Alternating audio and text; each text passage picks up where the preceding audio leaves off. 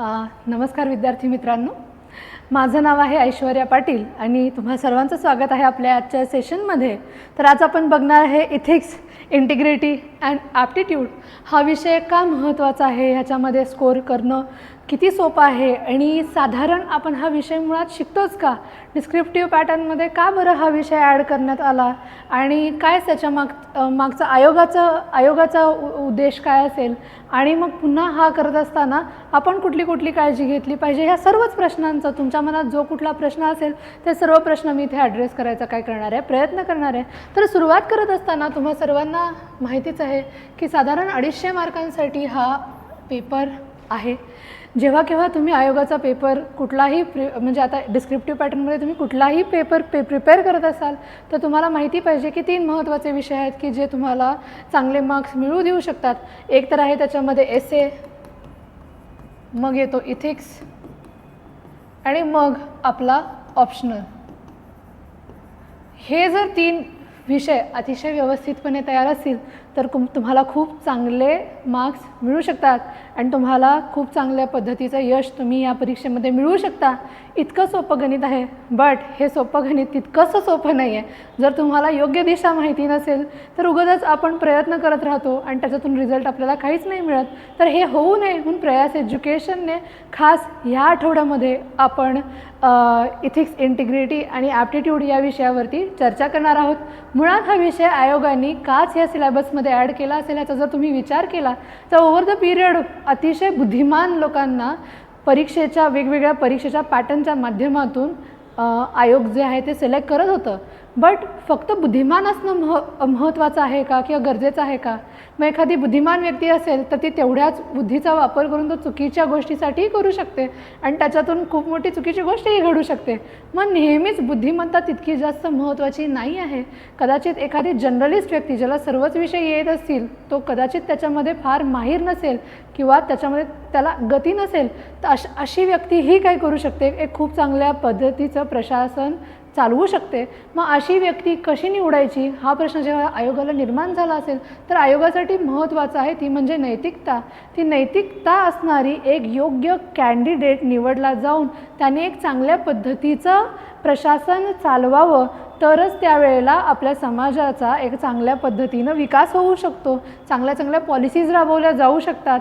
आणि हे ज्या वेळेला आयोगाला लक्षात आलं तर त्यावेळेला हा विषय निवडण्यात आला. मग तुम्हाला प्रश्न पडेल, अरे फक्त एखादा विषय वाचून थोडी कोणी एकदम म्हणजे नीतिवान किंवा अतिशय गुणवान व्यक्ती असू शकतो का? असं काही नाही आहे. बऱ्याचदा असं तुम्ही तुमच्या गावाकडे असाल, कुठेही घराच्या शेजारी पाजारी असाल, तुम्ही पाहिलं असेल एखादी निरक्षर व्यक्ती जरी एकदम इलिटरेट माणूस जरी असेल तरी त्याच्यामध्ये बरेचसे नीतिमत्तेचे चांगले गुण असतात की तो व्यक्ती कधीही चुकीचा वागू शकणार नाही असा म्हणजे अगदी पंचक्रोशीमध्ये ओळखला जात असतो. मग अशा वेळेला हा विषय का आपल्या सिलेबसमध्ये ॲड केला आहे ह्या प्रश्नाचं जर उत्तर द्यायचं झालं तर सर्वांगीण विकास त्या व्यक्तीचा कसा झाला आहे, मुळात ती व्यक्ती कसा विचार करते, मुळात ती व्यक्ती एखादा कॅन्डिडेट जो आहे तो जगाकडे कसा पाहतो, त्याचा दृष्टिकोन कसा आहे, त्याचा बुद्ध्यांक जसा आहे तसं त्याचा भावनिक त्याची जी एक समज आहे गोष्टी समजावून घेण्याची तो भावनांक किती आहे, ह्या सर्व गोष्टींचा ज्या वेळेला विचार करायचा झाला तर त्यावेळेला आयोगाने विचार केला की चला आपण हा सिलेबस ॲड करूया. मग हा सिलेबस फक्त आणि फक्त तुम्हाला चांगले मार्क मिळवून देण्यासाठीच उपयोगी आहे का, की फक्त आणि फक्त मला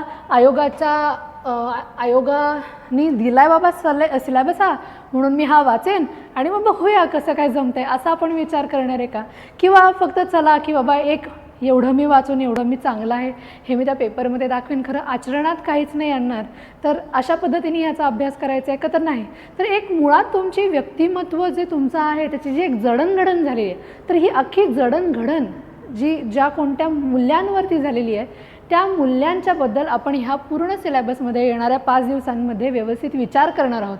मुळात मार्क मिळवण्यासाठीचा हा प्रवास नसेल तर हा प्रवास असेल समजावून घेण्याचा की जो आपण विचार करतोय की ज्या पद्धतीने आपण विचार करतोय तो जो एक बेस आपण क्रिएट केला आहे तो योग्य आहे की नाही आहे.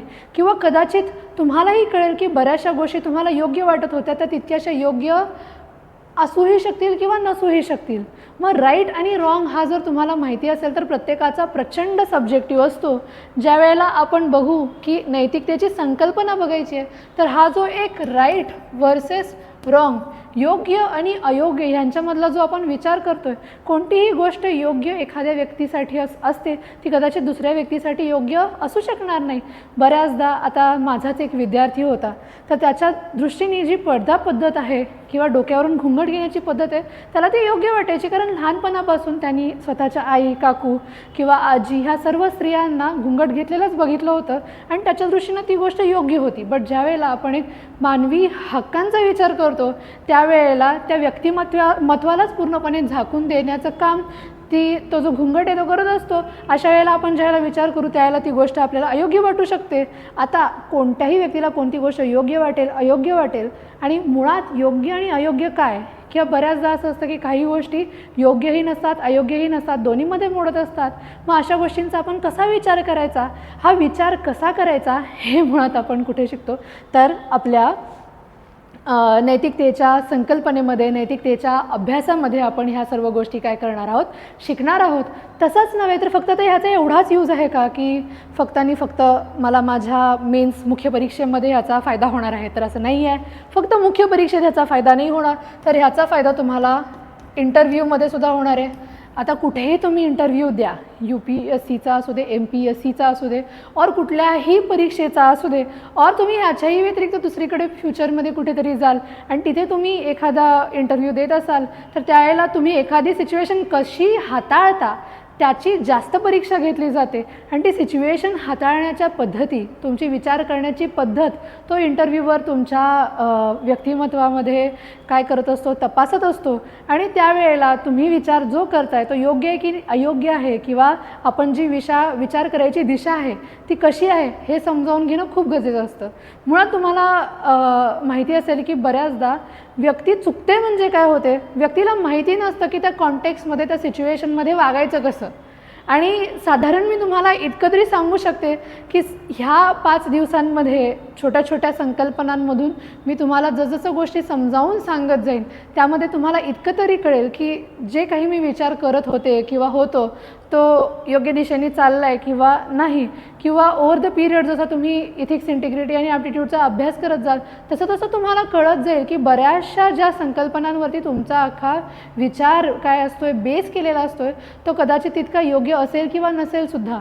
आणि त्यावेळेला तुम्ही स्वतःच्या ज्या काय म्हणतात संकल्पना आहेत त्यांनासुद्धा तुमचा धक्का लागेल आणि तुमची विचार करण्याची पद्धत खूप प्रमाणात चांगली होईल, बदलून जाईल आणि त्याला एक दिशा मिळेल. ठीक आहे, तर अशा पद्धतीनं आपण ह्या विषयाकडे बघणार आहे. फक्त आणि फक्त परीक्षेसाठीच नव्हे तर आयुष्यामध्ये तुम्ही कुठेही काम करत असाल, तुम्ही कुठेही एखाद्या ठिकाणी कोणत्या तरी समूहाचा भाग असाल, तर कुठेही काहीही आपण करत असताना एक साधारण आपल्याला नेहमी पडणार आहे, किंवा इव्हन तुमच्या घरामध्ये तुम्हाला बऱ्याचदा प्रश्न पडत असतात की ही सिच्युएशन मी कशी हँडल करू.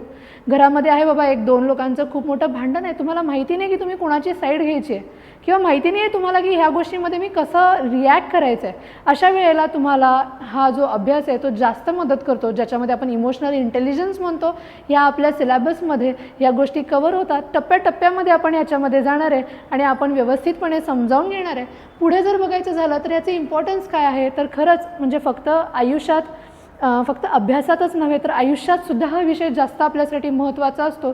कारण तुम्ही कशा पद्धतीनं वागताय किंवा तुम्ही कशा पद्धतीनं एका गोष्टीकडे पाहताय, या सर्व गोष्टी खूप महत्त्वाच्या असतात, कारण त्याच तुमचं भविष्य ठरवत असतात.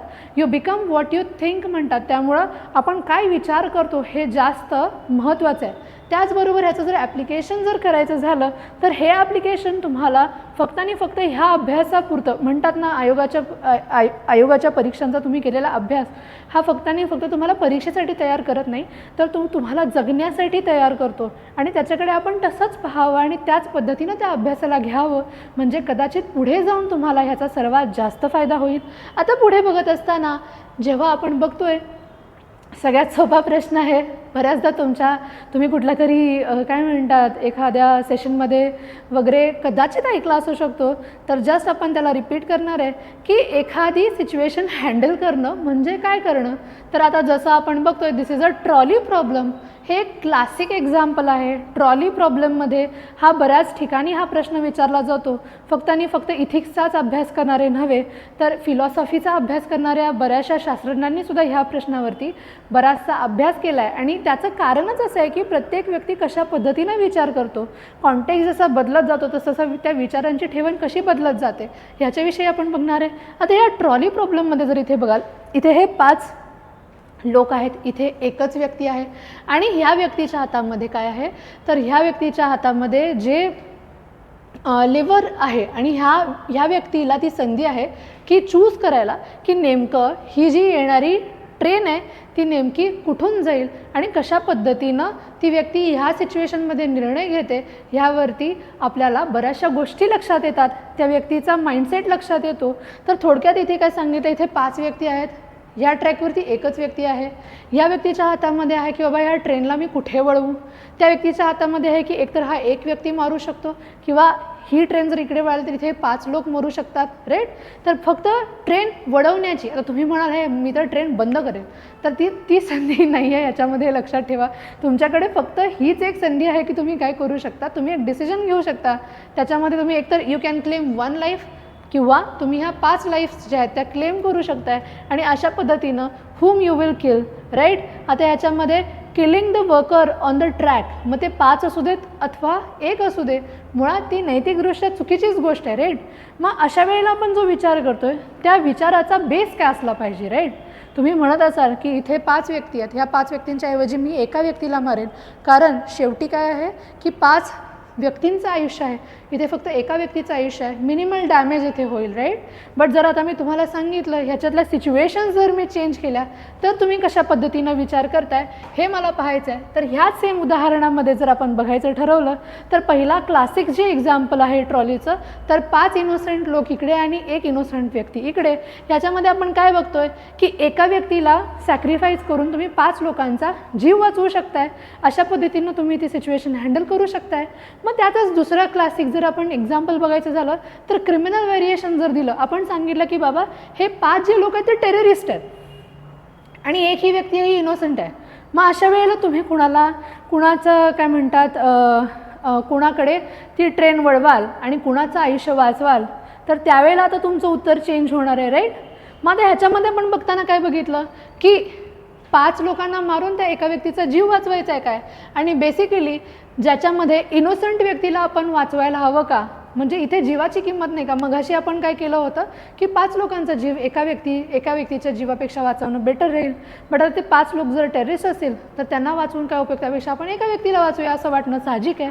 मग याच्यामध्ये जर 5 इनोसंट लोक असतील आणि ही एक जी व्यक्ती आहे ती कन्व्हिक्टेड मर्डरर असेल आणि अशा वेळेला जर तुम्हाला तो जीव घ्यायचा असेल तर मग तुम्ही काय कराल. आणि ह्या सिच्युएशनमध्ये जर बघाल तो ह्यामध्ये एक मर्डररची जी लाईफ आहे ती कमी वर्थ आहे का, सिम्पल प्रश्न आहे.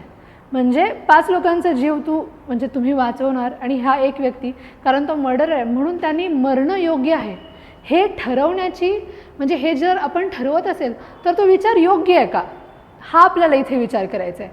ह्याच्या पुढे जर असा विचार केला की डॉक्टर वर्सेस पेशंट, हा जर विचार केला की हे 5 आहेत ते हेल्दी इंडिव्हिज्युअल्स आहेत आणि ह्या 5 लोकांना त्या डॉक्टरनी सेव्ह केलेलं आहे, मग हा जो डॉक्टर आहे तो एका साईडला आहे आणि हे 5 जे पेशंट आहेत ते दुसऱ्या साईडला आहेत ज्यांना त्यांनी जीवन दान दिलं आहे.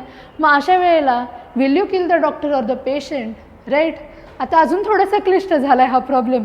आता मी नक्की जर मला जर हा जर निर्णय घ्यायचा असेल तर तो निर्णय मी कोणत्या बेसिसवरती घ्यायचा हा प्रश्न पडेल. मग आता हा निर्णय घेत असताना म्हणजे should you save someone who saves others, म्हणजे तो डॉक्टरला जर वाचवलं तर तो डॉक्टर अजून खूप लोकांचे जीव वाचवेल, तो एक खूप मोठा कार्डिओलॉजिस्ट आहे किंवा खूप मोठा कॅन्सर स्पेशालिस्ट आहे, असं काहीही असू शकतं. मग अशा वेळेला त्या डॉक्टरच्या जीवनाला जास्त महत्त्व आहे का, मग अशा वेळेला ते 5 लोक जे अगदी हेल्दी आहेत त्यांना मारून टाकणं योग्य आहे का, असे प्रश्न. आता तुम्हाला ह्याला अजून थोडंसं आपण क्लिष्ट करूया. जर बघाल की 5 जे आहेत ते ओल्ड पीपल आहेत आणि 1 आहे तो यंग पीपल आहे. माहिती असेल की यंग व्यक्ती समाजासाठी जास्त कॉन्ट्रीब्यूट करू शकते, त्या म्हाताऱ्या लोकांच्या पेक्षा त्या व्यक्तीचं समाजाच्या बांधणीमध्ये जास्त मोलाचा वाटा असू शकतो आहे. मग अशा सिच्युएशनमध्ये ते फक्त प्रोडक्टिव्ह नाहीत की त्यांच्यामुळे कोणताही फायदा नाही मिळणार म्हणून त्या 5 एल्डरली लोकांच्याकडे ती ट्रेन वळवणं योग्य राहील का? राईट. अजून थोडंसं पुढे बघूया आपण. जसं की ह्याच्यामध्ये जर बघाल की जर सगळेच, आता ठीक आहे आपण मगाशी क्रिमिनल्स बघितलेलं, आता जर विचार केला हे दोन्हीकडे असणार आहे, हे सगळेचे सगळे, हे 5ही क्रिमिनल्स आहे, हाही क्रिमिनल आहे, मग अशा वेळेला ह्या 5 क्रिमिनल्सला जर ते त्यांना मारून टाकलं तर मग चालणार आहे का? कारण जास्त क्रिमिनल इलिमिनेट होतील समाजातून. मग आता अशा वेळेला जर ते 6च्या 6 जर क्रिमिनल्स आहेत तर त्यावेळेला प्रत्येकाला सुद्धा प्रत्येकाच्या जीवाची किंमत तर तेवढीच झाली. राईट. मग अशा वेळेला त्या व्यक्ती क्रिमिनल असण्याचा जो काही एक संदर्भ आहे तो जास्त म्हणजे इथे हायलाईट होतो आहे का? अजून एक महत्त्वाची गोष्ट म्हणजे जिथे आपण इथे बघत होतो की फॅमिली जर एखादी मेंबर असेल, तो जो एक मेंबर आहे तो जर फॅमिली मेंबर असेल आणि 5 आहेत ज्यांना तुम्ही ओळखत नाही असे लोक आहेत, मग अशा वेळेला तुम्ही काय निर्णय घ्याल? मुळात ट्रॉली प्रॉब्लेमचं उत्तर फार वेगवेगळ्या म्हणजे ट्रॉली प्रॉब्लेमच्या केसेस तुम्हाला वेगवेगळ्या पद्धतीने मी तुम्हाला हे विचारू शकते आणि तुम्हाला अजून पेचात अडकवू शकते, तुम्हाला अजून कोड्यात अडकवू शकते की तुम्हाला कळणारच की नेमकं मी वाचवू जीव कुणाचा. आणि जरी मी एका व्यक्तीचा जीव वाचवला और जरी मी 5 लोकांचा जीव वाचवला, जरी मी पेशंटचे जीव वाचवले और डॉक्टरचे जीव वाचवले, तर मी हे जे केलं कृत्य ते योग्य आहे की अयोग्य आहे? आणि जर हे कृत्य अयोग्य असेल तर त्याचा एक गिल्ट आहे जो माझ्या काय म्हणतात मनामध्ये राहील, ती अपराधीपणाची भावना घेऊन मी आयुष्यभर जगू शकेन का? मुळात आयुष्यात गोष्टी करत असताना असे ज्या वेळेला तुम्हाला तुमच्या आयुष्यात डायलेमा येतात, द्विधा मनस्थिती क्रिएट होते, अशा वेळेला तुम्ही निर्णय घेत असता त्यावेळेला ॲक्च्युअलमध्ये तुम्ही काय विचार करताय हे जास्त महत्त्वाचं ठरणार आहे. तुमची नैतिकता तुम्हाला काय सांगते, तुमचा नैतिकतेचा बेस काय आहे, तुमचे योग्य अयोग्य तुमचे जे पॅरामीटर्स आहेत ते कशाप्रकारे तुमच्यावरती काम करतात ह्यावरती पूर्णच्या पूर्ण तुमची नैतिक क्षमता ठरत असते. मुळात जर मी नैतिकता म्हणते मग नैतिकता आणि नीतिमत्ता ह्याच्यामधला काय फरक आहे हा मुळात प्रश्न तुम्हाला पडला पाहिजे. आणि ह्या प्रश्नाचं जर उत्तर द्यायचं झालं नैतिकता आणि नीतिमत्ता, नैतिकता म्हणजे काय इथिक्स आणि नीतिमत्ता म्हणजे काय मॉरल्स, तर इथिक्स आणि मॉरल्समध्ये काय फरक आहे? राईट. आता याच्यामध्ये जर बघाल हा इथिक्स आणि मॉरल्सचा जर विचार केला तर ह्याच्यामध्ये नेमका फरक काय? आणि आता तुम्हाला जर लक्षात येत असेल तर तुम्हाला एक्झाम्पल्समधून ह्या गोष्टी जास्त समजतात, त्यामुळे ह्या गोष्टींसाठी जास्तीत जास्त एक्झाम्पल्स आपण यूज करणार आहे आणि त्या एक्झाम्पल्स थ्रू आपण ह्या कन्सेप्ट काय आहेत समजावून घेणार आहे. कारण फक्त आणि फक्त रट्टा मारून हा विषय शिकण्यासारखा नाही आहे, त्याच्यासाठी तुमचा स्वतःचा एक विचार करण्याचा बेस क्रिएट असावा लागतो आणि त्यातूनच तुम्हाला बरेचसे काय आहेत तुमच्या विचारांना एक दिशा मिळणार असते आणि त्यातूनच तुम्ही ज्यावेळेला असे विचार वेगवेगळ्या पद्धतीने वेगवेगळ्या अंगांनी करू लागतात त्यावेळेला तुम्हाला हे खूप चांगल्या पद्धतीनं पेपर लिहायला मदत करतात. आता जसं मी तुम्हाला म्हटलं की ह्या सर्वांमध्ये प्रत्येकाचा जो विचार करण्याची पद्धत आहे ती खूप सब्जेक्टिव्ह असू शकते. मी जसा विचार करते तसा कदाचित तुम्ही करत नसाल किंवा तुमच्या आणि तुमच्या मित्रांमध्येही तुम्ही ज्या पद्धतीने एखाद्या सिच्युएशनकडे बघता त्यामध्ये खूप फरक असू शकतो. जर रस्त्यावरती 2 लोकांच्यामध्ये मारामारी चालू असेल तर त्यावेळेला कदाचित तुम्हाला वाटेल की ती मारामारी माझ्याशी संबंधित नाही आहे, मी त्याच्यामध्ये पडणं चुकीचं आहे, किंवा तुमच्या मित्राला वाटेल की विनाकारण हे लोक काय करतात, एक हार्मनी जी आहे ती काय करतात डिस्टर्ब करत आहेत, मी जाऊन त्यांना थांबवलं पाहिजे, मी इथे आहे म्हणून माझं हे कर्तव्य आहे की मी जाऊन ते गोष्ट थांबवू. मग अशा वेळेला ह्यातली योग्य कोणती गोष्ट असेल हे ठरवण्याचं जे आपण काम करतोय किंवा जो विचार करतोय की कशा पद्धतीने विचार करतोय ह्यांनाच आपण काय करणार आहे एकदम सिस्टमॅटिकली अनलाइज करणार आहे आणि ह्या गोष्टी काय करणार आहे समजावून घेणार आहे. थोडक्यात आता मी तुम्हाला सांगते इथिक्स आणि आता तुम्हाला एक महत्त्वाची गोष्ट म्हणजे शालेय पाठ्यपुस्तकांमध्ये तुम्ही मूल्यमापन नावाचा अभ्यासक्रम शिकलाच असाल, त्याच्यामध्ये तुम्हाला बरेचसे प्रश्न विचारले असतील, तुम्हाला अशा पद्धतीची परीक्षा झाली असेल की एखादा प्रश्न दिला आणि त्याच्याखाली 4 पर्याय दिलेत आणि तुम्हाला सांगितले की 4पैकी एक योग्य पर्याय निवडा. त्या 4 पर्यायामध्ये कदाचित तुम्हाला फॉर एक्झाम्पल ह्या प्रश्नाचं उत्तर तुम्ही बऱ्याच लोकांनी की रस्त्याच्या बरोबरमध्ये दगड पडला आहे, राईट, तो जर दगड तुम्ही पाहिला आहे तर तुम्ही काय कराल, तर तो दगड न पाहिल्यासारखा करून मी निघून जाईल, राईट, और तो दगड तिथे पडला आहे म्हणून मी काय करेल तक्रार नोंदवेन.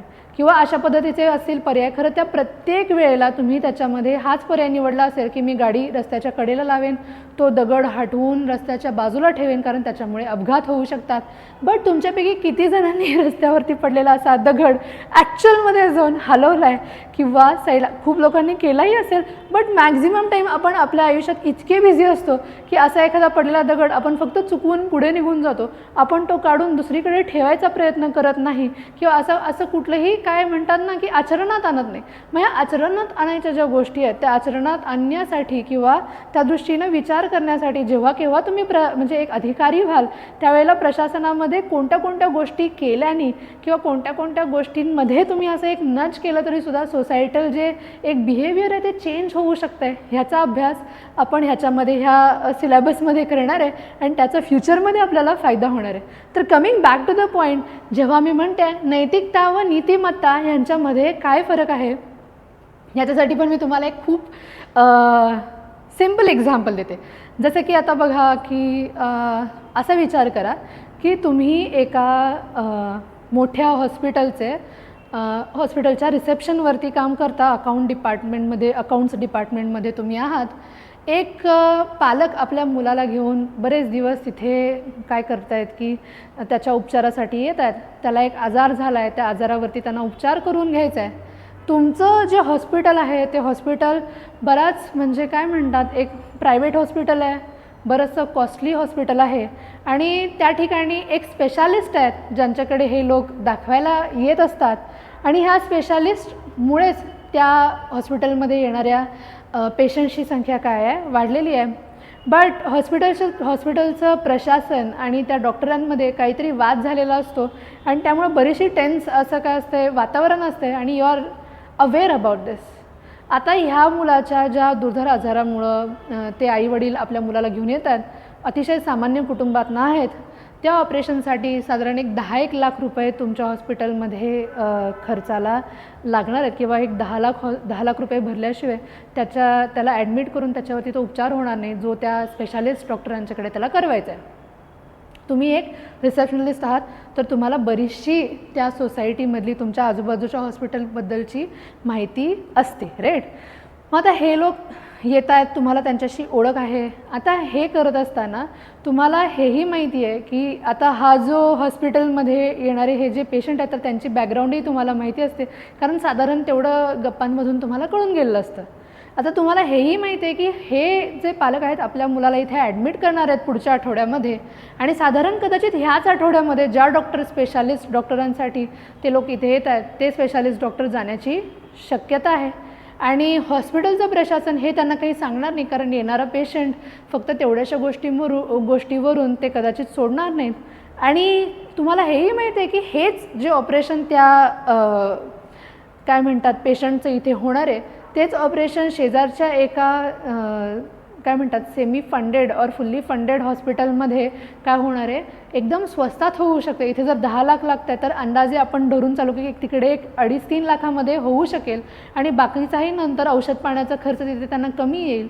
But you are a receptionist of that hospital, right? मग अशा वेळेला तुम्ही काय कराल? तुम्हाला माहिती आहे ते येणारे जे येणारा जो पेशंट आहे तो ते ज्या डॉक्टरसाठी आले आहेत कदाचित ते डॉक्टर ज्या वेळेला त्यांची शेड्यूल होईल सर्जरी कदाचित ते त्यावेळेला इथे काम करत नसतील, ते कदाचित हे हॉस्पिटलचं काय म्हणतात हॉस्पिटलवरती ते जिथे त्यांचा टायअप आहे तो कदाचित संपू शकतो आहे. ह्या सर्वांचं नॉलेज तुम्हाला आहे, तुम्हाला सगळं माहिती आहे. बट ज्यावेळेला तो पेशंट ॲडमिट होण्यासाठी आला आहे त्यावेळेला तुम्ही काय कराल? हा प्रश्न तुम्हाला आहे. टेक 1 मिनिट, विचार करा की नेमकं तुमचं काय रिॲक्शन असेल ह्या पर्टिक्युलर सिच्युएशनमध्ये की तुम्ही नेमकं काय कराल? तुम्ही त्यांना सांगाल की नाही आमच्या हॉस्पिटलमध्ये कदाचित तुमचं जे काम आहे ते जे खूप महागात चालले ते तुम्ही शेजारच्या हॉस्पिटलमध्ये जाऊन करू शकाल? Will that be the right thing to do? और त्यांना ॲडमिट करून घेणं हेच तुमचं काय आहे काम आहे, राईट? मग फक्त त्यांना ॲडमिट करून घेऊन तुम्हाला जितकं काम दिलं आहे तितकं काम करणं तुमचं म्हणजे जे काम आहे ते एकदम सचोटीने एकदम व्यवस्थितपणे करणं तेवढंच तुम्ही काम कराल, राईट? प्रश्न थोडासा ट्रिकी आहे, राईट? कारण तुम्ही एके ठिकाणी काम करताय तर तुम्हाला काहीतरी नियम आहेत जे की लावून दिलेले आहेत. आणि त्याच ठिकाणी जर विचार कराल, तुम्हाला माहिती आहे की बाबा त्या व्यक्तीची एवढी परिस्थिती नाही आहे, त्यांनी आता हे 10 लाख रुपये भरले की तो कर्जबाजारी होणार आहे, ह्या मुलाच्या ऑपरेशनसाठी तो काहीतरी कर्ज काढणार आहे, कदाचित येणारी काही वर्ष त्याची ह्याच्यामुळं विस्कळीत होऊ शकतात. मग कदाचित मी त्याला जर सांगून दिलं की बाबा तू इथे नको करू ऑपरेशन आणि ते दुसरीकडे कर, तर कदाचित ही गोष्ट योग्य होऊन जाईल त्या कुटुंबासाठी आणि माझ्या मनावरती ओझं नाही राहणार की मी त्यांना तो सल्ला देऊ शकलो असतो किंवा शकले असते, राईट. मग आता इथे जर ह्या कॉन्टेक्स्टमध्ये जर विचार करताय, जो विचार ती रिसेप्शनलिस्ट और तुम्ही ॲज अ रिसेप्शनलिस्ट जो करत आहात किंवा तो अकाउंट्स रिलेटेड व्यक्ती की जो त्याची म्हणजे त्या व्यक्ती त्या पेशंटला ॲडमिट करून घेणार आहे अशी व्यक्ती म्हणून करत आहात आणि ह्या वेळेला फक्त आणि फक्त तुमचं काय काम आहे, तिथं तुमचं एक इथिक्स, प्रोफेशनल इथिक्स तुम्हाला काय सांगतं की फक्त आणि फक्त तुम्ही त्याचं ॲडमिशन करून घेणं, त्याला लागणाऱ्या सर्व सोयीसुविधा पुरवणं हे तुम्हाला तुमचं प्रोफेशनल इथिक्स सांगतं आहे. बट तुमची मोरॅलिटी म्हणजे जी मोरॅलिटी तुमची जी काय म्हणतात मूल्य आहेत ज्याच्यावरती आधारित तुमची ही नीतिमत्ता आहे ती तुम्हाला काय सांगते, ह्या माणसाची मी मदत करावी जेणेकरून जिथे कुठे 2.5-3 लाखामध्ये ह्याचं ऑपरेशन होऊ शकणार आहे आणि हे डॉक्टर सोडून गेल्यामुळं त्याचं जे नुकसान होणार आहे ते कदाचित त्या पेशंटचं होऊ नये म्हणून मी कदाचित जी गोष्ट त्याला सांगेन ती काय होईल तर त्या गोष्टीतली मोरॅलिटी होईल. तर नैतिकता आणि नीतिमत्ता मधला हा मूळ फरक आहे. नैतिकतेचा जेव्हा आपण विचार करतो तर नैतिकता ही काय असते, बऱ्याचदा सामाजिक असते, सामाजिक नियम असतात आणि नीतिमत्ता ही जी आहे ती आपल्या अपब्रिंगिंगवरती असते. आपण कशा पद्धतीनं वैयक्तिक विचार करतो ही प्रचंड सब्जेक्टिव्ह गोष्ट असते, ती आपल्यावरती डिपेंड करते. अजून थोडक्यात एकदम शांतीत जर तुम्हाला नीट समजावून सांगायचं असेल तर बघा, आपला एक व्हॅल्यू सेट असतो, आपली काही मूल्य असतात, त्या मूल्यांवरती आपलं आयुष्य काय आहे डिपेंड असतं. आता ह्या मूल्यांमध्ये म्हणजे कदाचित प्रामाणिकता असेल किंवा वक्तशीरपणा असेल किंवा अशी बरीचशी जी मूल्य आहेत किंवा आपल्यावरती झालेले संस्कार आहेत ज्यामध्ये आपलं अपब्रिंगिंग झालं आहे त्यानुसार आपलं एक जजमेंट ठरत असतं. यावरून आपण तर्क लावत असतो आणि त्या तर्कांवरून कोणती गोष्ट योग्य आहे आणि अयोग्य आहे हे आपण ठरवत असतो. त्याचबरोबर अशा पद्धतीचं कुठलंही एक डिस्टिंक्शन नसणाऱ्या बऱ्याचशा गोष्टी आपल्या आयुष्यात चालू असतात. बट जेव्हा आपण योग्य आणि अयोग्य ह्या काय म्हणतात ह्या गोष्टींचा जेव्हा विचार करतोय त्यावेळेला त्याच्यामध्ये इंडिव्हिज्युअल लेवलला वैयक्तिक पातळीवरती जेव्हा विचार केला जातोय त्यावेळेला आपण त्यांना म्हणणार मॉरल्स. आणि जेव्हा आपण एक सामाजिक पातळीवरती विचार करतोय त्यावेळेला आपण म्हणणार त्याला इथिक्स, राईट. आता ज्या वेळेला तुम्ही एखाद्या वर्क रिलेटेड गोष्टीचा विचार करताय और प्रोफेशनल सेटअपमध्ये विचार करताय त्यावेळेला ते होईल इथिक्स. बट त्याच गोष्टीचा ज्यावेळेला वैयक्तिक लेवलला विचार करतोय तर त्यावेळेला ते होतील मॉरल्स. म्हणजे आताच्या सांगितलेला मी तुम्हाला उदाहरणामध्ये त्या रिसेप्शनलिस्टनी जो विचार केला की बाबा माझ्या वैयक्तिक पातळीवरती मी त्या व्यक्तीला काय मदत करू शकतो ते झाले त्याचे मॉरल्स. बट तो एका वर्क कल्चरमध्ये एका वर्क सेटअपमध्ये काम करत आहे, प्रायव्हेट हॉस्पिटलमध्ये काम करत आहे. त्या जॉबची डिमांड काय आहे की आलेला प्रत्येक पेशंट हा कस्टमर आहे आणि त्याला ॲडमिट करून घेणं हे त्याचं काम आहे. तर ते कुठे येतील, ते येतील इथिक्समध्ये, ते त्याच्या प्रोफेशनल इथिक्समध्ये येतात. आता इथिक्सचे पण बरेच टाईप्स असतात जसं की इंटरनॅशनल इथिक्स आहे, इन्व्हायरमेंटल इथिक्स आहे, बिझनेस इथिक्स आहे, प्रोफेशनल इथिक्स आहे किंवा त्याच्याबरोबर रिलेटेड एक वर्क कल्चर आहे. ह्या सगळ्या कन्सेप्ट आपण येणाऱ्या 5 दिवसांमध्ये टप्प्याटप्प्यामध्ये बघणार आहे. जसे आपण आत्तापर्यंतचे मॉडेल प्रयास एज्युकेशनमध्ये वेगवेगळ्या विषयांच्या स्वरूपात पूर्ण केले त्याचप्रमाणे हेही पूर्ण होतील. आता मग ह्याच्यामध्ये काय आहे की आपण कशा पद्धतीने विचार करतो. मग मुळात आपल्याकडून एखादी कृती होते, बऱ्याचदा कोणतीही कृती आपण करत असतो त्या कृतीमागे काही ना काहीतरी विचार असतो, त्या कृतीमागे काही ना काहीतरी तुम्हाला वाटलेली गोष्ट असते. बऱ्याचदा असं असतं ना की एखादी नावडती व्यक्ती समोरून आली, तुम्ही कदाचित विचारही नसेल केला बट तुम्हाला काहीतरी वाटतं आणि तुमच्या चेहऱ्यावरचे भाव बदलतात, राईट. मग अशा वेळेला हे कसं होतं ह्याचा पण आपल्याला विचार पडला पाहिजे. तर ह्याच्यासाठी मी तुम्हाला खूप सोपं उदाहरण सांगणार आहे. ते म्हणजे हा इथिक्स आणि मोरॅलिटीमधला फरक आहे तो नंतर आपण जेव्हा आपण सेशन्समध्ये जाऊ त्याला डिटेलमध्ये मी समजावून सांगेन. बट जेव्हा केव्हा आपण विचार करत असू जेव्हा केव्हाही आपण विचार करत असू की एका पद्धतीनं कशा प्रकारे ॲक्शन्स घेतले पाहिजेत किंवा कशा पद्धतीनं आपल्यामध्ये ॲक्शन्स घेतले जातात तर ह्यामध्ये आपण रोनाल्डोचं उदाहरण खूप चांगल्या पद्धतीनं घेऊ शकतो. आता हे रोनाल्डोचं उदाहरण खूप फेमस होतं कारण रोनाल्डोनी काय केलं, ह्या युरोच्या युफा युरो सिरीजमध्ये त्यांनी 20च्या सिरीजमध्ये काय केलं तर ह्या सिरीजमध्ये त्यांनी स्वतःच्या समोर एका प्रेस कॉन्फरन्समध्ये असलेल्या कोको कोलाच्या ज्या बॉटल्स आहेत त्या काढून ठेवल्या आणि त्याच ठिकाणी एक पाण्याची बॉटल आहे ती त्या पाण्याच्या बॉटलने त्या कोको कोलाच्या बॉटलला त्यांनी रिप्लेस केलं. सिम्पल गोष्ट आहे. त्यांनी कोको कोलाच्या बॉटल काढल्या आणि त्या ठिकाणी काय केल्या एक साधी पाण्याची वॉटर बॉटल आहे ती ठेवली. थोडक्यात त्यांनी काय दाखवलं की ह्या गोष्टी ज्या आहेत त्या शरीरासाठी आपल्या आरोग्यासाठी काय असतात अपायकारक असतात आणि शुद्ध पाणी त्यांनी प्रमोट केलं की हा शुद्ध पाणी प्या आणि अशा पद्धतीने तिथे त्यांनी पाण्याची बॉटल देऊन दिली. ह्या कोको कोलाच्या बॉटल साईडला काढून त्या ठिकाणी पाण्याची बॉटल ठेवण्याच्या कृतीमध्ये कशा पद्धतीने विचार केला असेल ह्यावरूनच आपल्याला कळतं की एक ABC मॉडेल असतं. या ABC मॉडेलमध्ये महत्त्वाचं काय असतं तर एक असते ते अफेक्टिव्ह कशा पद्धतीनं एक अफेक्टिव्ह भावनिक कंपोनंट असतो, एक बिहेवियरल वर्णनात्मक कंपोनंट असतो आणि कॉग्निटिव्ह म्हणजे संज्ञात्मक कंपोनंट असतो. या अफेक्टिव्ह आणि कॉग्निटिव्हमधून बिहेवियर ठरत असतं. आता तुम्हाला कदाचित हे कळलं नसेल. आता ह्या रोनाल्डोनी जेव्हा त्या 2 कोको कोलाच्या बॉटल साईडला काढून तिथे एक साधी पाण्याची बॉटल आणली त्यावेळेला त्यांनी कुठेतरी त्या कोको कोलाची बॉटल पाहिल्यानंतर विचार केला की दिस is very unhealthy, right.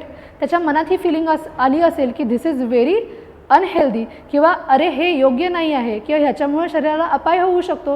He G feeling आहे दॅट इज अफेक्टिव्ह, एक भावनिक गोष्ट त्याच्यामागे असते. त्याच्यानंतर त्याच्याबरोबर एक कॉग्निटिव्ह म्हणजे ही शरीराला अपायकारक गोष्ट आहे आणि पाणी हे शरीरासाठी अतिशय गरजेची गोष्ट आहे. हे जे काय आहे कॉग्निटिव्ह म्हणजे एक विचार केला गेला त्याला म्हणतात संज्ञात्मक. आणि ह्या दोन्हीतून एक अफेक्टिव्ह म्हणजे फिलिंग आली की अरे इथे काय ठेवलं त्या कोको कोलाच्या बॉटल, दॅट इज अफेक्टिव्ह. त्यानंतर संज्ञात्मक म्हणजे हे अनहेल्दी आहे आणि त्याच्याऐवजी आपण पाण्याची बॉटल म्हणजे ही अनहेल्दी गोष्ट काढून पाण्याची बॉटल ठेवली पाहिजे. हे त्याचं झालं बिहेवियर. थोडक्यात काय आहे त्याने जो विचार केला त्याला ते बॉटल्स पहिल्या जे वाटणं होतं, जी फिलिंग होती दॅट इज अफेक्टिव्ह. त्यानंतर बाबा ह्या कोको कोलाच्या बॉटल अनहेल्दी आहेत, राईट, हे शरीरासाठी चांगलं नाही आहे. हा जो एक तार्किक विचार होता ते म्हणजे काय हे कॉग्नेटिव्ह विचार. आणि त्या दोन्हीतून जो त्याची जी ॲक्शन आली त्याच्यामध्ये काय झालं त्या 2 बॉटल त्यांनी काढून साईडला ठेवल्या आणि त्या ठिकाणी पाण्याची एक बॉटल ठेवली. दॅट इज वर्तनात्मक म्हणजेच काय या ठिकाणी काय झालं वर्तनामध्ये ती गोष्ट दिसून आली आणि त्यामुळं त्याच्यामध्ये एक बिहेवियरल कंपोनंट आहे तो इथे काय आला दिसून आला. तर थोडक्यात ज्यावेळेला आपण कुठलीही गोष्ट करत असतो. आता ह्याचं अजून एक उदाहरण जर द्यायचं झालं तर स्नेक ज्यावेळेला तुम्हाला दिसतो तुमच्या आजूबाजूला कुठेही तुम्हाला एखादा साप दिसला पहिल्यांदा तर तुम्हाला वाटेल भरपूर भीती. ती भरपूर भीती म्हणजे काय आहे अफेक्टिव्ह कंपोनंट आहे, म्हणजेच काय आहे भावनिक कंपोनंट आहे ती वाटलेली भीती. आता ह्याच्यामध्ये कॉग्निटिव्ह काय कंपोनंट आहे, तुम्ही काय विचार केला. साप विषारी असतो त्याच्यामुळं आपल्याला कारण आपला जीवही जाऊ शकतो. हा जो विचार आहे तो काय झाला कॉग्निटिव्ह कंपोनंट झाला. आणि ह्या दोन्हीतून तिसरी आणि बिहेवियरल गोष्ट म्हणजे काय तुमचा रिस्पॉन्स आणि तुम्ही तिथून पडून जाता. ऑर यू कॉल समवन, तुम्ही कोणाला तरी बोलवता आणि सांगता की अरे इथे साप आहे त्याला इथून काढलं पाहिजे. तर तो तुमचा बिहेवियरल कंपोनंट आहे, वर्तनात्मक कंपोनंट आहे. I hope this is clear to you guys. थोडक्यात जर बघायचं झालं तर ABC मॉडेल तुम्हाला काय सांगतं की कोणत्याही गोष्टीचा अफेक्टिव्ह कंपोनेंट म्हणजे आता रोनाल्डोला साखरयुक्त पेयांविषयी जो वाटणारा तिरस्कार आहे तो काय अफेक्टिव्ह आहे. त्यानंतर कॉग्निटिव्ह काय आहे, कॉग्निटिव्ह म्हणजे काय त्याविषयीच्या तुमच्या आयडियाज काय आहेत. तो मानतो की सॉफ्ट ड्रिंक खेळाडूंसाठी अपायकारक आहे, हे लॉजिकल त्याच्यामागचं जे त्याचं रिझन आहे ते. आणि त्यानंतर बिहेवियरल काय त्याने कोको कोलाची बाटली बाजूला उचलून ठेवली, that is his behavioural component. तुम्ही कोणतीही कृती करत असाल तर इथून पुढे तुमच्या कृतींचं तुम्हीच स्वतःहून योग्य काय करा ॲनालिसिस करा. तर यू विल फाइंड आउट कोणतीही गोष्ट करत असताना तुमच्याही वागण्यामध्ये एक अफेक्टिव्ह आहे, एक कॉग्निटिव्ह आहे आणि त्याच्यातूनच तुमची एक काय म्हणतात वर्तनात्मक एक तुमची जी प्रतिक्रिया आहे तो जो बिहेवियरल कंपोनंट आहे तुम्हाला ते त्याच्यामध्ये दिसून जाईल. तर अशा पद्धतीनं खूप सगळ्या एक्झाम्पल्समधून इथिक्स हा शिकला पाहिजे. इथिक्समध्ये फक्त आणि फक्त समोर येऊन मी तुम्हाला मूल्य म्हणजे हे आणि हे म्हणजे हे असं करून मी तुम्हाला प्रवचन देणं अपेक्षित नाही आहे, बट ते आपण खूप वेगवेगळ्या एक्झाम्पल्सच्या माध्यमातून समजावून घेणं गरजेचं आहे. आणि असे खूप सगळे जे एक्झाम्पल्स उदाहरणं आहेत ती आपल्या आन्सर्समध्ये सुद्धा येणं तितकंच महत्त्वाचं आहे. आता जर आपण पुढे जाऊन बघत आहे तर आपण बघूया की हा सगळा अभ्यास आपण कुठून करायचा, त्यासाठी कुठली पुस्तकं वापरायची आणि त्या पुस्तकांमधून कशा पद्धतीनं इफेक्टिव्हली त्या संकल्पना समजावून घ्यायच्या. मुळात तुम्ही लक्षात घ्या, एथिक्सचा अभ्यास करायचा असेल तर त्यासाठी तुमची कन्सेप्च्युअल क्लॅरिटी मस्ट आहे. तुम्हाला जर कन्सेप्ट्स क्लिअर नसतील तर तुम्ही जे काही लिहाल त्याचा अर्थ तुम्हालाच नाही लागणार. जर कन्सेप्ट्स क्लिअर असतील, भले तुमच्याकडे काय म्हणतात ना एवढं जरी तुम्हाला खूप सुंदर लिहिता येत नसेल तरीसुद्धा वेगवेगळ्या उदाहरणांतून तुम्ही एक इफेक्टिव्ह उत्तर लिहू शकता, ज्याच्यातून तुम्हाला सर्वात चांगले मार्क्स इथिक्समध्ये मिळू शकतात. त्याच्यासाठी जर बघायला गेलात तर लेक्सिकॉन फॉर इथिक्स, इंटिग्रिटी आणि ॲप्टिट्यूड हे जे क्रॉनिकल पब्लिकेशनचं पुस्तक आहे, हे एक खूप संक्षिप्त स्वरूपाचं एकदम छोटंसं आणि एकदमच सुंदर पुस्तक आहे. जे लोक इंग्लिशमधून प्रिपेअर करत आहेत त्यांच्यासाठी हे पुस्तक अतिशयच महत्त्वाचं आहे. जे मराठीतून करत आहेत त्यांना वाटतं की आपण इंग्लिशमधूनही वाचू शकतो, तर त्यांनीही हे पुस्तक वाचावं. आता पुस्तक वाचून त्याच्या नोट्स कशा काढायच्या हेही मी तुम्हाला सांगणार आहे. लेक्सिकॉन पटकन वाचून संपतो. लेक्सिकॉनमधून वाचत असताना फक्त आणि फक्त कन्सेप्ट समजावून घ्यायच्या, त्या क्लिअर करून घ्यायच्या आणि त्याच्यामधून फक्त आणि फक्त जे डेफिनेशन आहेत वेगवेगळ्या काय म्हणतात मूल्यांच्या, त्याच्यामध्ये जसं की ॲटिट्यूड आहे, त्याच्यानंतर ऑनेस्टी आहे, इम्पार्शियालिटी आहे किंवा ऑब्जेक्टिव्हिटी आहे, अशा वेगळ्या वेगळ्या ज्या संकल्पना आहेत त्याच्याबद्दल तुम्हाला काय करायचं आहे, फक्त त्याच्या ज्या डेफिनेशन्स आहेत त्या एखाद्या छोट्याशा वहीमध्ये तुम्हाला काढून ठेवायच्या आहेत. आता एक वही घालणं अपेक्षित आहे तुम्ही इथिक्सचा अभ्यास करत असताना. आता या वहीमध्ये तुम्ही काय लिहाल तर अशा वेगवेगळ्या संज्ञा आणि त्यांचे अर्थ लिहाल जे की तुम्हाला इंट्रोडक्शनमध्ये वापरता येतील. आता ह्याच्यासाठी बरेचसे एक्झाम्पल्स तुम्ही कव्हर कराल. हे एक्झाम्पल्स कुठून तुम्हाला मिळतील हेही मी तुम्हाला सांगणार आहे. वाचन सर्वात महत्त्वाचं आहे. जर तुम्हाला एथिक्समध्ये खूप चांगले मार्क आणायचे आहेत, वाचनाला पर्याय नाही. मग ते तुम्ही न्यूजपेपर वाचा, पुस्तकं वाचा, काहीही वाचा, चांगल्या गोष्टी पहा आणि अशा चांगल्या गोष्टी त्याच्यामध्ये कोट करा.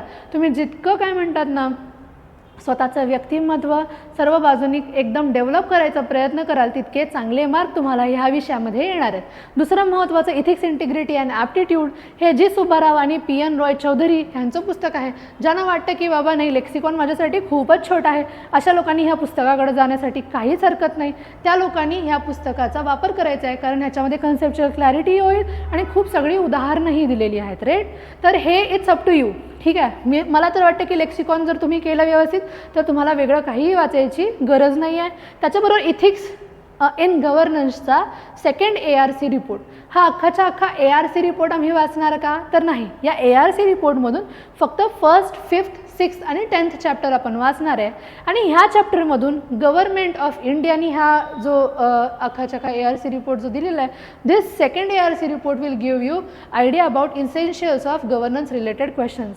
गव्हर्नन्समध्ये प्रशासन चालवत असताना जे वेगवेगळे मुद्दे येतात, वेगवेगळे प्रॉब्लेम्स येतात, अशा वेळेला कशा पद्धतीने ते हँडल केले पाहिजेत, कशा पद्धतीने त्याच्यावरती तोडगे आणले पाहिजेत, कशा पद्धतीने एक इफेक्टिव्ह पॉलिसी आपण इम्प्लिमेंट करू शकतो, याविषयीची खूप चांगली अंडरस्टँडिंग ह्या सेकंड ARC रिपोर्टमध्ये तुम्हाला बघायला मिळेल. आणि त्याच्यानंतर इग्नूच्या इथिक्सच्या नोट्स जर तुम्हाला वाटत असेल की नाही मला अजून काहीतरी एक्स्ट्रा वाचायचं तर तुम्ही इथिक्सच्या इग्नूच्या नोट्स वाचू शकता, ज्याच्यामध्ये बेसिक फाउंडेशन आणि थेरीज आहेत. बट तुम्ही जर मला विचाराल तर ह्याच्यामध्ये लेक्सिकॉन हे सर्वात बेस्ट काय म्हणतात सोर्स आहे आणि त्याच्याबरोबर तुम्ही इथिक्स इन गव्हर्नमेंटचा सेकंड ARCचा रिपोर्ट, तर ह्या 2 गोष्टी आर मस्ट. ह्या जर 2 गोष्टी केल्या तरीसुद्धा सफिशियंट आहेत. पण एखाद्याला वाटत राहतं की नाही मला ह्याच्यापेक्षा काहीतरी ॲडव्हान्स करायचं आहे, then you will go to the Subbarao and PN Roy Chaudhary's book. आणि जर तुम्हाला वाटलं की नाही मला अजून डिटेलमध्ये डेप्थमध्ये जायचं आहे तर आपल्याला इग्नू एथिक्स. बट मी तुम्हाला सजेस्ट करेन लेक्सिकॉन आणि सेकंड ARC रिपोर्ट. आता तुम्हाला प्रश्न पडेल लेक्सिकॉन तर इंग्लिशमध्ये आहे, मी हे का वाचू? इंग्लिश मला तर माझी इंग्लिशवरती होल्ड नाही, मला मराठीतून काहीतरी वाचायचं आहे. मग ज्यांना मराठीतून प्रिपेअर करायचं आहे त्यांच्यासाठी हे माधवी कवींचं जे पुस्तक आहे दॅट इज नीतिशास्त्र, एकात्मता आणि अभियोग्यता. तर हे पुस्तक तुम्ही दिस इज अ मस्ट बाय. ठीक आहे, यू शुड बाय इट. हे पुस्तक तुम्ही विकतच घ्यायचं आहे. आणि ह्या पुस्तकामध्ये ज्यांना कुणाला मराठीमधून करायचं त्यांच्यासाठी एकदम व्यवस्थित काय दिलेली आहे, माहिती दिलेली आहे, राईट. आता ह्याच्यामध्ये बराचसा काय आहे, बल्की एक म्हणजे काय म्हणतात, बल्कमध्ये माहिती दिली आहे, म्हणजे फक्त माहितीचा भडीमार केला गेलेला आहे. तर तुम्हाला मी सांगू इच्छिते की प्रयास एज्युकेशनच्या ज्या नोट्स आहेत त्या सध्या अपडेट होतात. प्रयास एज्युकेशनच्या नोट्स तुम्हाला लवकरात लवकर प्रोव्हाइड केल्या जातील, ज्याच्यामध्ये फक्त आणि फक्त बल्की माहिती नसेल तर त्याच्याबरोबर उदाहरणं असतील, तुम्हाला विचार करण्यासाठी वेगवेगळे काय म्हणतात थिंक बॉक्सेस दिलेले असतील, वेगवेगळ्या केस स्टडीज त्याच्यामध्ये मेन्शन केल्या असतील.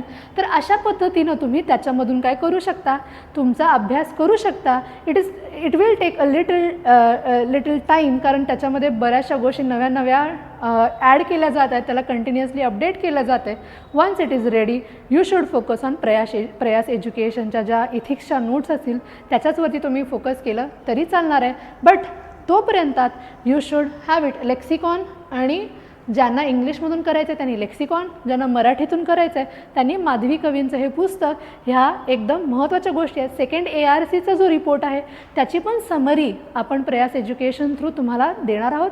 You don't have to worry about that. Over the period तुम्हाला सगळं मटेरियल डिलिव्हर केलं जाईल. आता जसं आपण पुढं जाऊ, एवढंच करून होणार आहे का, तर you have to read books.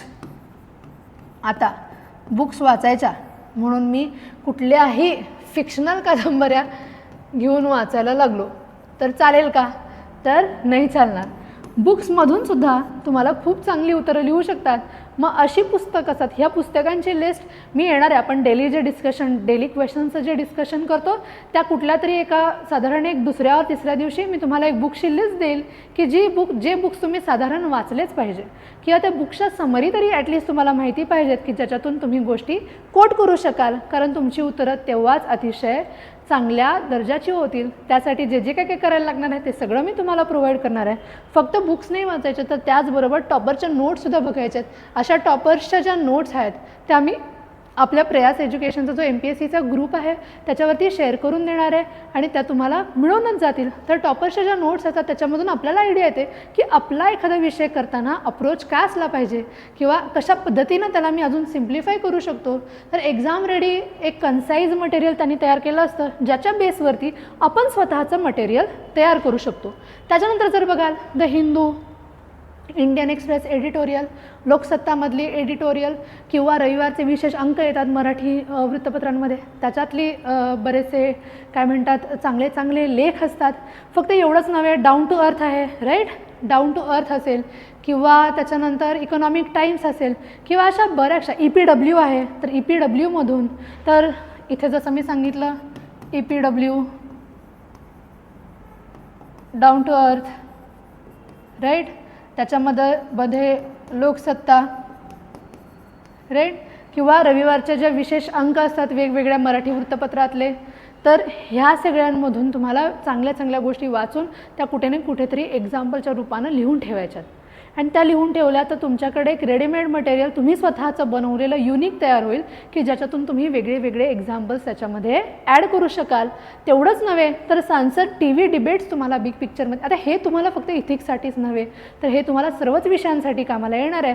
सांसद TVवरचे बिग पिक्चरवाले आत्ता हे सेशन संपल्या यूट्यूबवरती सर्च करा, तुम्हाला सांसद TVवरचे बिग पिक्चर म्हणून खूप सगळे डिबेट्स मिळतील.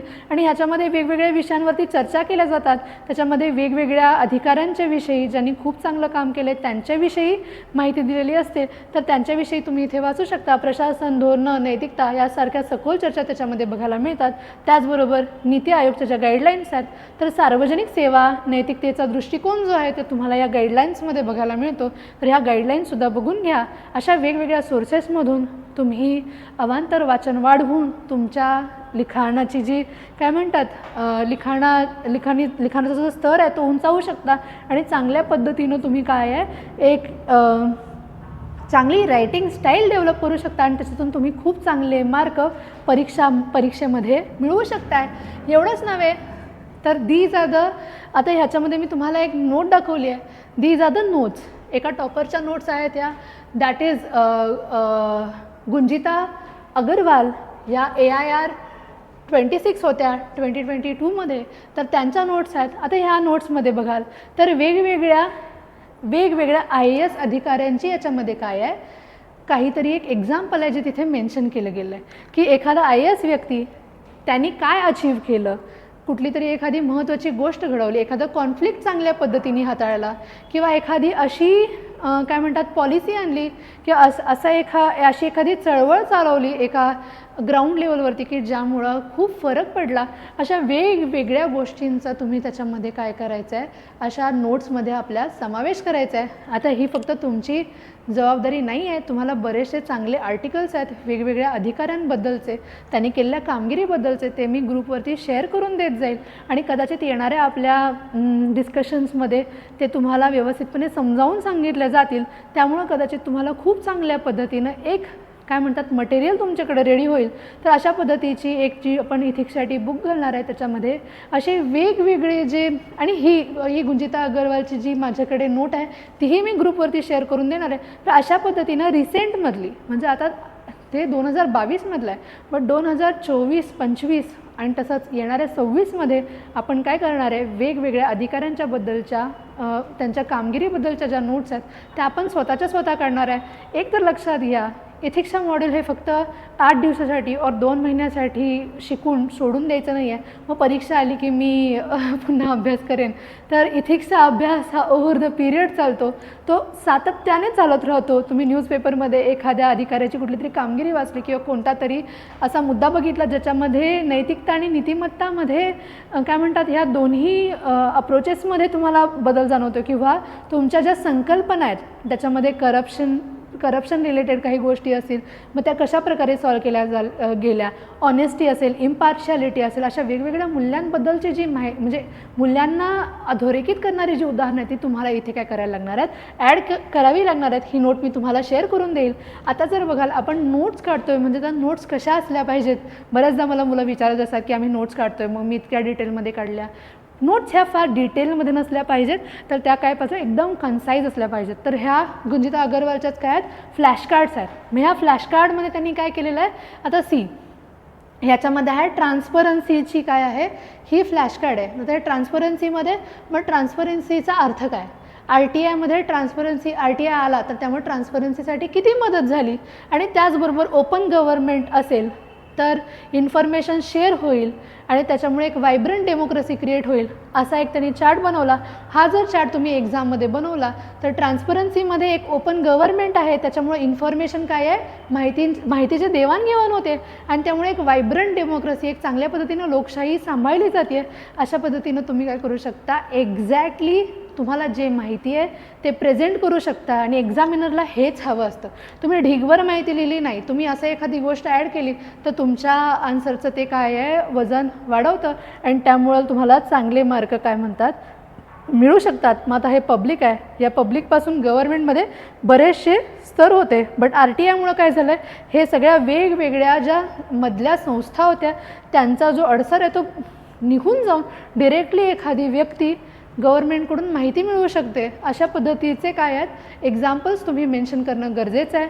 त्याचबरोबर जर इकडे बघाल ह्याच्यामध्ये आहे ऑब्जेक्टिव्हिटी म्हणजे काय की कशा पद्धतीनं गोष्ट काय केली जाते, पाहिली जाते. ती ही ऑब्जेक्टिव्हिटी विचारांच्या मधली कशी असली पाहिजे ह्याच्यामध्ये आपण डिटेलमध्ये नंतर विचार करणार आहे.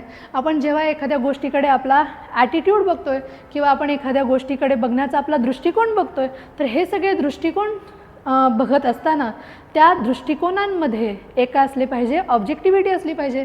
थोडक्यात काय, ही व्यक्ती म्हणत आहे मला ही गोष्ट 6 दिसत आहे, ही व्यक्ती म्हणत आहे 9 म्हणत आहे, मग आपलं एम काय असलं पाहिजे, to track what we should do is we should track की aim to look at things from others perspective, दुसऱ्यांच्या दृष्टीने सुद्धा ती गोष्ट कशी आहे ही गोष्ट पाहता येणं गरजेचं आहे. तर अशा पद्धतीनं बऱ्याचशा गोष्टी मी तुम्हाला देणार आहे आणि त्याचबरोबर अशा गोष्टी तुम्ही स्वतःही बनवायच्या आहेत. तर ही काय आपण म्हणजे प्रयास एज्युकेशनकडून तुम्हाला ज्या गोष्टी मिळणार आहेत आणि तुम्ही ज्या स्वतःहून गोष्टी बनवणार आहेत, ह्या दोन्हीच्या माध्यमातून तुम्हाला हा विषय काय करायचा आहे, पक्का करायचा आहे. आता ह्याच्यामध्ये जसं आपण पुढे बघतोय तर कोणते कोणते टॉपिक आहेत हे पहिल्यांदा आपण बघूया. तर त्याच्यामध्ये बघा इथिक्स अँड ह्युमन इंटरफेस, नैतिकता आणि मानवी परस्पर संवाद. त्याच्यानंतर याच्यामध्ये आपण sources, importance, scope, nature, normative theories, values, role of family and society, एवढंच नव्हे तर ॲप्लिकेशन्स ऑफ इथिक्स, इथिक्स वेगवेगळ्या दृष्टीने कशाप्रकारे आपण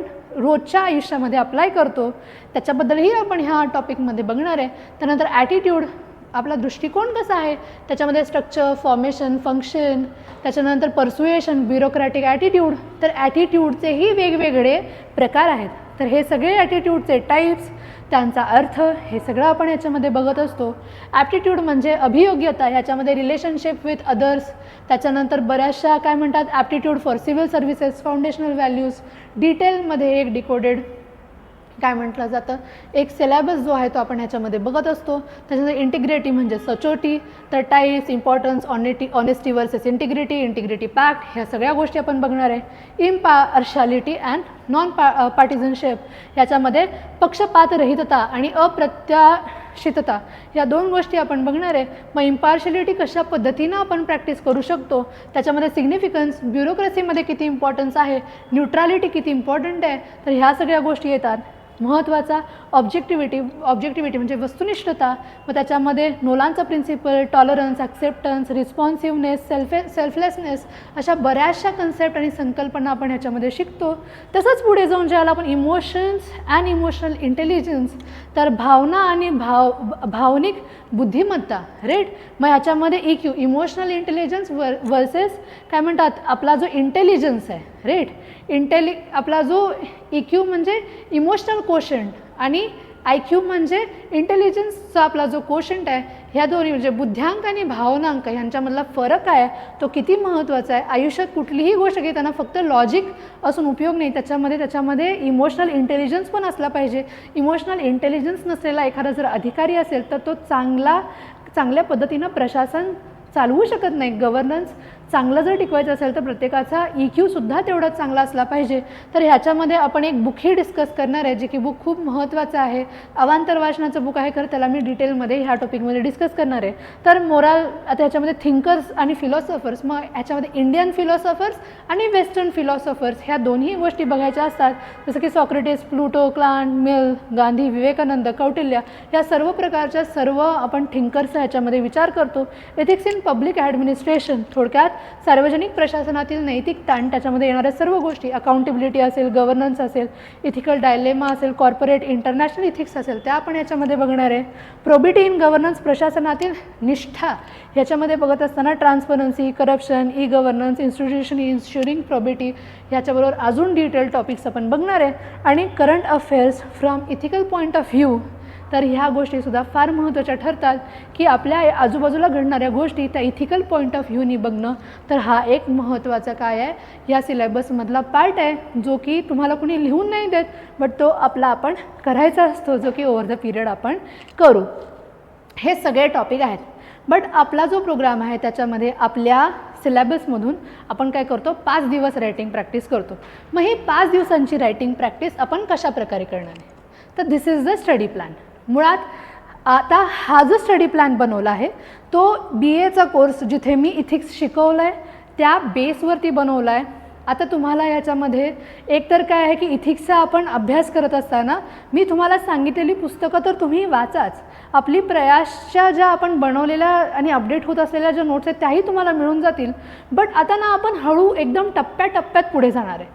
आता टप्प्याटप्प्यात पुढे जाणार म्हणजे काय करणार, आता इथे जसं मी तुम्हाला सांगितलं डे 1चे जे टॉपिक्स आहेत, ethics, meaning, scope, importance, application, ethics versus morality, ethics in private and public life, तर ह्याच्याविषयीच्या मी बनवलेल्या माझ्या विद्यार्थ्यांसाठी बनवलेली जी PPT आहे ती तुम्हाला मिळेल. ती मराठी आणि इंग्लिश या दोन्ही माध्यमातून तुम्हाला मिळेल. ठीक आहे, मग ती तुम्हाला मिळेल. त्याच्यानंतर मग तुम्हाला त्याच्यावरती एकदम सिंपल 2च प्रश्न, कारण हा विषय तुम्ही पहिल्यांदा हाताळत असाल तर आपण 2च प्रश्न डिस्कस करणार आहे, जेणेकरून तुम्हाला हा विषय सोपा वाटायला पाहिजे आणि तो तुम्हाला म्हणजे नाही का त्याच्यामध्ये तुम्हाला मजा यायला पाहिजे. थोडक्यात हा अभ्यास करताना तुम्ही त्याच्यामध्ये तितके इन्वॉल्व झालं पाहिजे, ही माझी सगळ्यात महत्त्वाची काय आहे म्हणजे डिमांड आहे माझी की तुमच्याकडून सुद्धा आणि माझ्या स्वतःकडून सुद्धा की हा एकदम इंटरॅक्टिव्ह आणि एकदम चांगला झाला पाहिजे सब्जेक्ट. त्यामुळं आपण काय करणार आहे की पहिल्या दिवशी आपण हे टॉपिक करतो तर ह्याची तुम्हाला PPT मिळेल.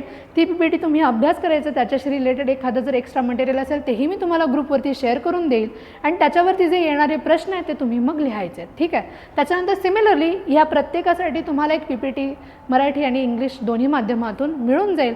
आता याच्यामध्ये जसं सेकंड डेला आहे त्याच्यामध्ये ॲटिट्यूड वर्सेस ओपिनियन. ॲटिट्यूड आणि ओपिनियनमध्ये काय फरक आहे, ॲटिट्यूड आणि बिलीफमध्ये काय प्रॉब्लेम आहे, ॲटिट्यूड आणि व्हॅल्यूजमध्ये काय फरक आहे, तर ह्याच्यातले जे डिफरन्सेस आहेत ते आपण त्याच्यामध्ये बघणार आहे. मग टाईप्स ऑफ ॲटिट्यूड काय, प्रिज्युडाईज म्हणजे काय, मोराल पोलिसिंग म्हणजे काय, पर्स्युएशन म्हणजे काय, तर ह्या सगळ्या व्हॅल्यूज आपण त्याच्यामध्ये अभ्यासणार आणि त्याच्यावरती 2 प्रश्न लिहिणार. अतिशय सोपं आपण कव्हर करणार आहे जेणेकरून तुम्हाला ह्या विषयामध्ये आवड निर्माण व्हावी आणि तो तुम्हाला व्यवस्थित यायला लागावा. त्याच्यानंतर डे 3मध्ये आपण इमोशनल इंटेलिजन्स आणि इमोशन्स अँड इमोशनल इंटेलिजन्सचा अख्खा टॉपिक कव्हर करणार आहे. जसं मी तुम्हाला सांगितलं त्या दिवशी मी त्या बुकची समरीही तुम्हाला सांगून देईल ज्यामुळे तुम्हाला चांगल्या पद्धतीनं हा टॉपिक समजावून दिला जाईल आणि त्याच्यानंतर तुम्हाला ती फक्त उत्तरं डिस्कस केली जाणार का नाही, तर त्याच्याबरोबर तुम्हाला एखाद दुसरी कन्सेप्टही समजावून सांगितली जाईल जेणेकरून तुम्हाला ह्या मॉड्यूलचा खूप चांगला फायदा व्हावा. आता त्याच्यानंतर डे 4मध्ये बघाल तर moral thinkers and philosophers Indian आणि वेस्टर्न, तर त्याच्यामधले काही ठराविक आहेत ते आपण काय करणार आहे, कव्हर करणार आहे. त्याच्याविषयीच्याही नोट्स तुम्हाला दिल्या जातील आणि त्या नोट्समधून आपण मग तो अभ्यास करून पुन्हा व्यवस्थितपणे आपण काय करणार आहे तर चांगल्या पद्धतीने त्याची उत्तरं लिहिणार आहे. थोडक्यात एकदम सोपे प्रश्न सुरुवातीला आपण डील करणार आहे आणि हळूहळू आपण त्याची कॉम्प्लेक्सिटी वाढवत जाणार आहे जेणेकरून कुणालाही पहिल्यांदा 0 नॉलेजपासून डायरेक्टली 100वरती नाही नेलं पाहिजे. तर 0पासून पहिल्यांदा आपण 10वर जाऊ, मग आपण 30वर जाऊ, मग हळूहळू आपण 70वर जाऊ आणि हळूहळू मग आपण 100वर जाऊ आणि 100 लेवलचं नॉलेज आपण काय करू, कव्हर करू. त्याचबरोबर जवळ डे 5मध्ये citizens charter, code of ethics, code of conduct, professional ethics, ethics in administration हे जे टॉपिक्स आहेत ते 5th डेला कव्हर केले जातील. आता ह्याच्यातल्या बऱ्याचशा संकल्पना आहेत किंवा बऱ्याचशा ज्या गोष्टी आहेत 5 दिवसामध्ये कव्हर नाही होणार, त्या गोष्टी आपण काय करणार आहे तर त्या गोष्टी आपण प्रिलिम्स नंतर पुन्हा एकदा त्याचा अभ्यास करणार आहे. सुरुवातीला आपण अतिशय म्हणजे एकदम बेबी स्टेप्स घेऊन आपली कन्सेप्च्युअल क्लॅरिटी वाढवत नेणार आहे आणि ही कन्सेप्च्युअल क्लॅरिटी वाढावी म्हणूनच तुम्हाला ह्या PPT शेअर केल्या जातील. कारण जर तुम्ही डिरेक्टली एखादं मोठं पुस्तक वाचायला घेतलं तर कदाचित तुम्हाला तो विषय जड वाटू शकतो आणि हा विषय आपण पहिल्यांदाच करत असल्यामुळं आपण ह्याला एकदम सिम्प्लिफाईड पद्धतीनं जाणार आहे. सिम्प्लिफाईड आणि एकदम स्टेप बाय स्टेप जेणेकरून तुम्हाला कुठलाही प्रॉब्लेम नाही होणार आणि ज्या वेळेला तुमच्याकडे अपडेटेड प्रयास एज्युकेशनच्या नोट्स येतील त्यावेळेला एक्झॅक्टली तुम्हाला कळेल की बाबा आपला आता बेस क्लिअर आहे आणि ह्या नोट्स मला व्यवस्थित कळत आहेत आणि आता exactly I am exam ready. By the end of the 5th day तुम्हाला साधारणपणे इथिक्सच्या संपूर्ण अभ्यासक्रमाची थोडक्यात ओळख झालेली असेल. तुमच्या विचार करण्याच्या पद्धतीमध्ये आय होप थोडा तरी फरक पडला असेल आणि तुम्ही तुमच्या विचारांच्याकडे तटस्थपणे बघू शकाल आणि आपण विचार कसा करतो हेही समजावून घेऊ शकाल. I hope today's session was helpful for you आणि येणाऱ्या 5 दिवसांमध्ये आपण अतिशय व्यवस्थितपणे ह्या सर्व गोष्टी कव्हर करणार आहोत. तर जसं मी तुम्हाला सांगितलं लेक्सिकॉन, सेकंड ARCचा रिपोर्ट, माधवी कवींचं पुस्तक आणि बाकीच्या ज्या गोष्टी ज्या आपल्याला पाहायच्यात ह्या सर्व गोष्टी तुम्ही फॉलो कराल अशी मी अपेक्षा करते आणि आपण मग येणाऱ्या सेशन्समध्ये त्यांना एकदम डिटेलमध्ये खूप चांगल्या पद्धतीनं टप्प्याटप्प्यात डिस्कस करूया आणि चांगला अभ्यास करूया. आणि मी जसं नेहमी सांगते consistency is the key to success. Consistently अभ्यास करा, आधीमध्ये सोडू नका. डेली दिलेले गोल जर व्यवस्थित कंप्लीट केले तर तुमचं अंडरस्टँडिंग खूप चांगल्या पद्धतीनं बनेल. तर all the best guys. Thank you very much.